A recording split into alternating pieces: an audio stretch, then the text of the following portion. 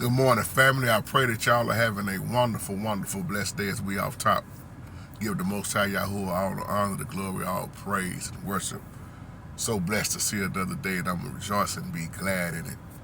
Why I like Pastor Dowell and Pastor Gino. This is a video response back to all of the emails, especially you, S101.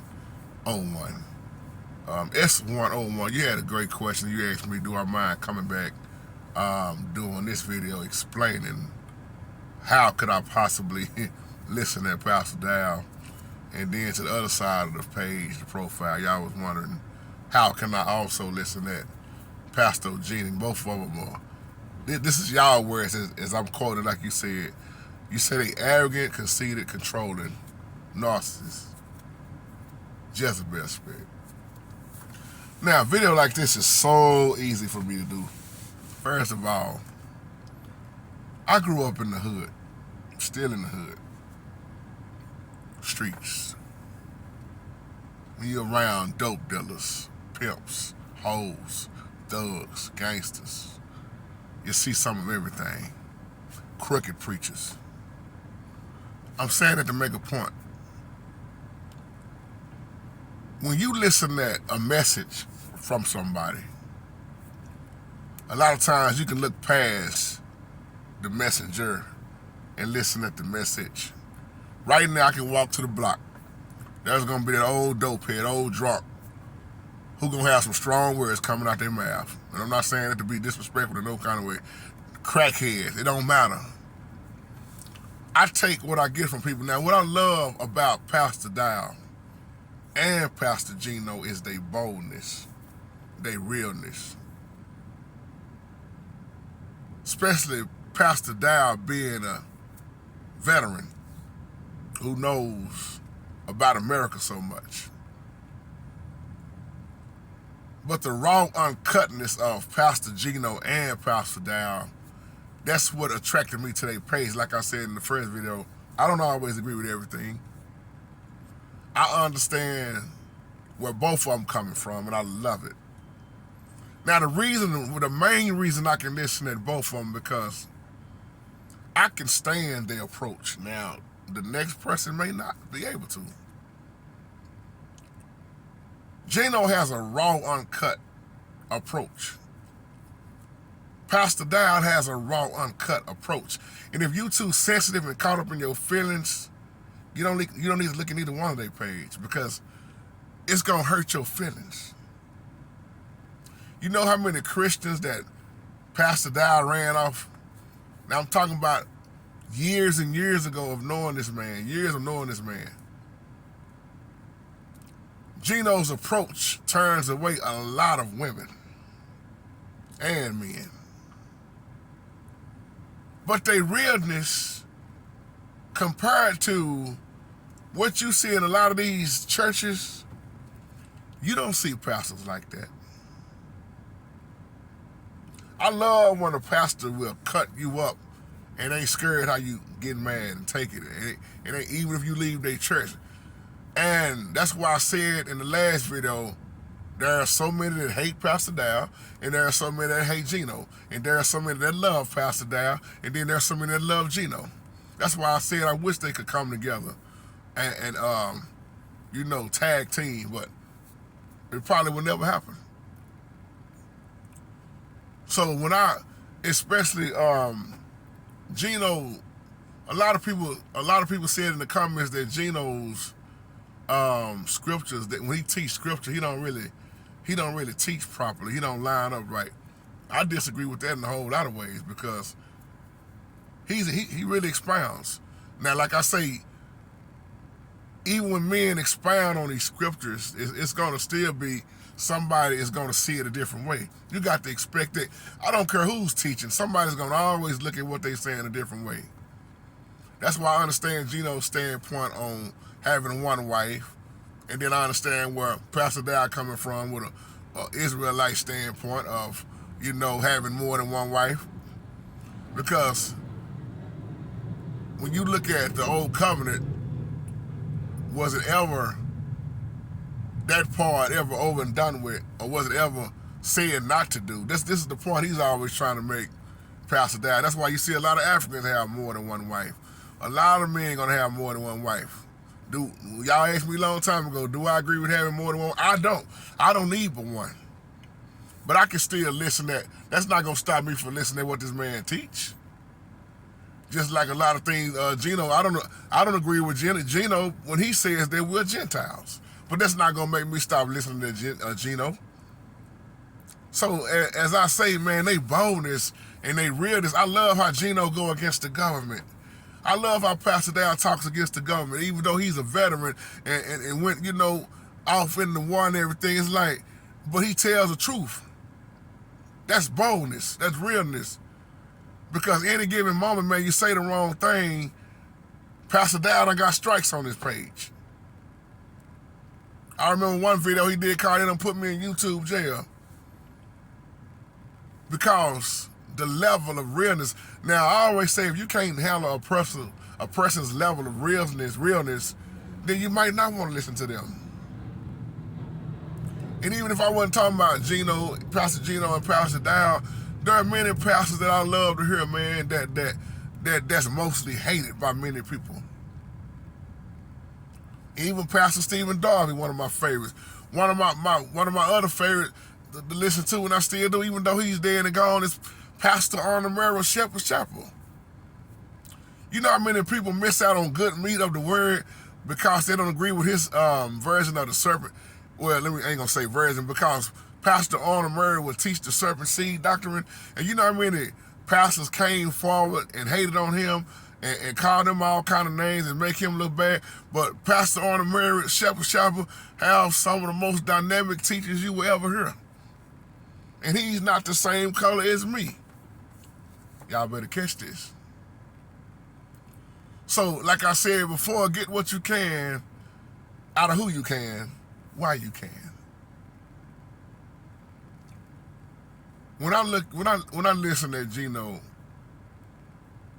and look at the way the church is, when I hear what he said about the way, when I listen to the video with him, what he said about Pastor Dowell, and then what Pastor Dowell said about him, I can take it and see both of them's point of view on why they say what they say about each other. Just like many people talk about me.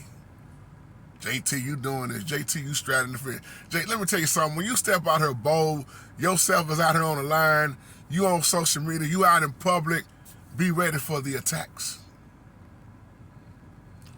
I couldn't tell you how many people that had left Pastor Dowell's page to come to my page years ago, wondering had I ever even listened to Pastor Dowell, knowing that they didn't even know I talked to Pastor Dowell before. And they just started talking about, man, I was cool with him at first, I was down with him at this and first. But man, he's just a narcissist, man. He's very controlling and such this. And then I get the same thing. Some people from I don't follow Gino no more, man. When Gino took when Gino started doing these type of videos and debating and this, I left it. I left First Church. I don't want to be a part of that. You see my point once again. Take what you can. If you don't really like listening to somebody, don't listen to them. But you got to realize there are people out here like me that grew up rough from the hood. I don't want no watered down doctrine. I can't stand that. And I tell you this boldly, and I don't care what pastor down here is listening at me.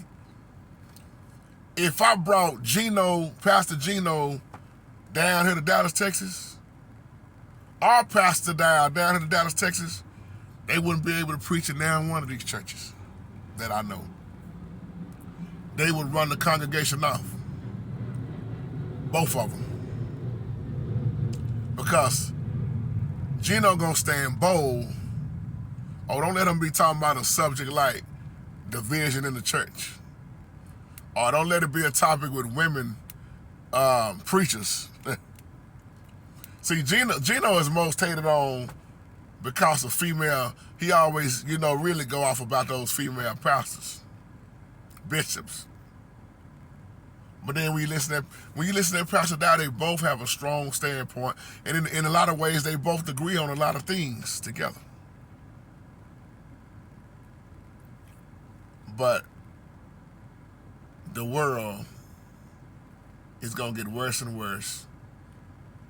And we need more and more powerful men who's going to stand against this system. So I say that to take it in.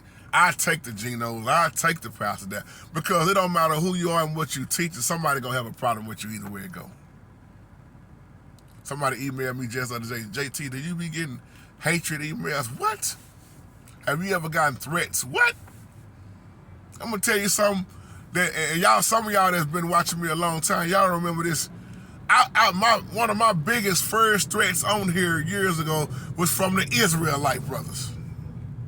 Now you do the math. Threatened me and my brother, Lord rest, may the Most High rest his soul. Many man, he's dead and gone. And another brother of mine, L.A., Kingdom Building.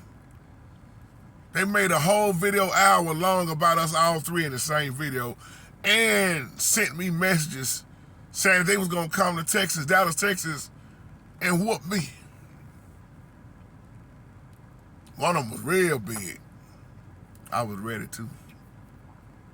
That's the old me rising up. You feel froggy, jump. But the good thing was he never showed up. And one of them repented, and he called and apologized. We squashed it.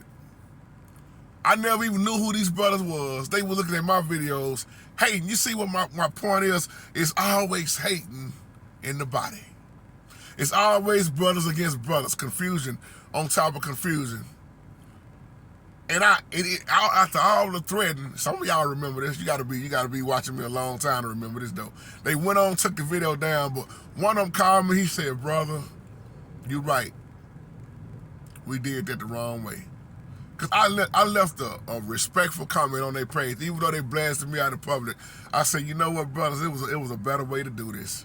If you didn't like what I said or understood what I said, all you had to do was hit me up personally before blasting on me in public, going all the way out trying to make me look bad when you really just had a lack of understanding. So one of them did apologize. It was beautiful. I said, you know what, brother, I forgive you. It's all good. He said, man, we threatened you, talking about jumping on you and all that. I said, it's all good, brother. You forgiven. I forgive you when you did it. But the other one, he said, I ain't apologizing for SHIT. He said, niggas, whatever with me, and I still want to see you. I said, okay. But the Most High worked that out. That's my other point, man. When you're in ministry like this, you have to really change your mindset, because you can snap at any given moment and have that temper like Peter. You be ready to squab in a heartbeat, man, but I'll be like Jerome on Snowfall. Teach a man how to squabble. Just playing. But with that being said, man, like I say, and this will probably be my final video with summing all this up and answering. That's why I did these videos too, man, to respond back with a video versus trying to answer all these emails. You know, like I say, once again, hats off to both of them brothers. Somebody asked me in one of the comments, how can you love Gino? How can you love Pastor Dowell? How can you love either one of them, man? They just want to be seen. I disagree with that. But if that's what you see and that's what you get out of it, hey, I ain't here to try to change your mind. But in my eyes, I see something totally different. And like I say, I love the realness. I love the boldness, you know. And one thing that Pastor Dowell always encourages people is to study to show yourself approving unto the Most High. He's been saying that for a long time. He always said it. And that's why in one of his videos, he said he feel that looking at Pastor Gino's church, that he feel that a lot of the members are brainwashed, especially the women, and how he had the women on one side and the men on one side. He said a lot of them are just brainwashed. He don't think that they challenge the teachings of Gino Jennings. But we don't really know who's studying to show they self-approved. Because a lot of people say it's just about Pastor Gino and Pastor Dowell. They say if they were studying for their own, they'll come up out of their churches. And then you're gonna always get these comments like, Gino ain't right because he's still going to church on Sunday.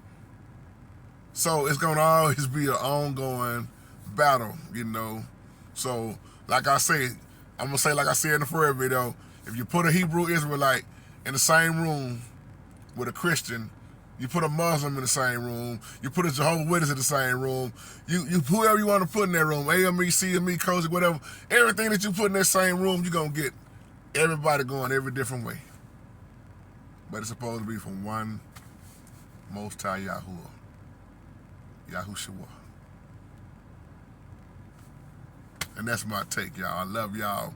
Let's continue to love on each other. You know, even if you don't agree with this video, you agree to disagree, it's fine. No love lost here.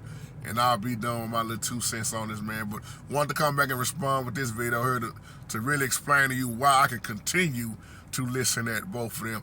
Even Louis Farrakhan, Minister Farrakhan. I don't agree with everything Farrakhan say, but I tell you what, man, there's a lot of truth that I love to hear Farrakhan talk about. There's a lot of truth, man. And I recognize truth when I hear it, and I recognize BS when I hear it. So I take what I can out of not just these two brothers. There's many people that I may listen to that you may not listen to, or there's somebody you may listen to that I don't listen to.